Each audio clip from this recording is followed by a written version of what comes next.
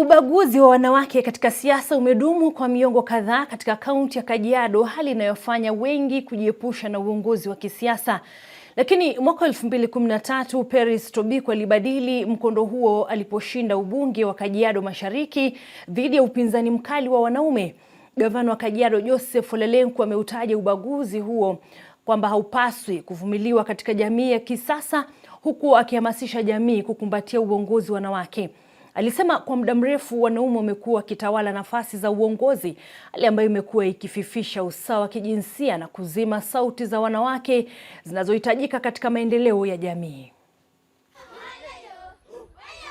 If we don't empower women, tusipowapatia wanawake wetu, watoto wetu wa kike nafasi inayostahili, tunajiumiza sisi wenyewe. Tusipotambua kina mama, tutabaki nyuma zaidi.